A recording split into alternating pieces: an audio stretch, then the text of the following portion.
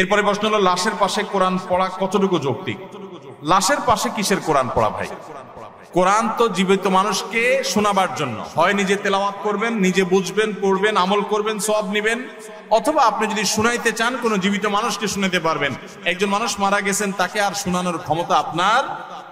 অতএব লাশের পাশে চারপাশ ঘিরে ধরে কোরআন তেলাওয়াত করা, মাদ্রাসার ছেলেদেরকে ডেকে এনে ভাড়া করে টাকা পয়সা দিয়ে কোরআন খতম করার যে রেওয়াজ আমাদের সমাজে প্রচলিত আছে, এটা নবী আলাইহিস সালামের আদর্শ না।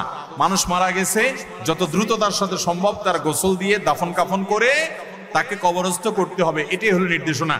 আর তার জন্য দোয়া করবেন, দান সাদেকা করবেন, নেক আমল করবেন, ইসালে সওয়াব করবেন, সেটা ভিন্ন কথা। কিন্তু লাশের পাশে বসে কোরআন পড়ার বিশেষ কোনো বৈশিষ্ট্য নেই।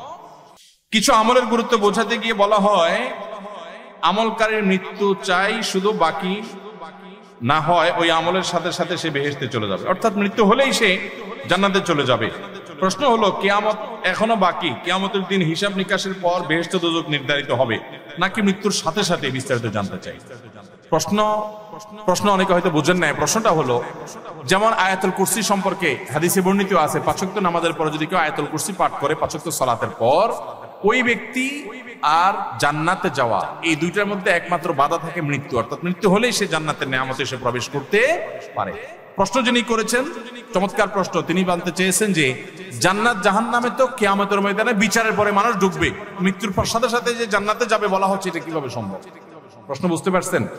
এটার উত্তর হলো, মানুষের মৃত্যুর পর কবরে যখন সওয়াল জবাব হয়, লোকটা যদি দিনদার হয়, নেককার হয়, মুত্তাকি হয়, জান্নাতের সাথে তার রুহের একটা কানেকশন আল্লাহ তাআলা করে দেন, সেটা ফিল করতে থাকে, ভোগ করতে থাকে।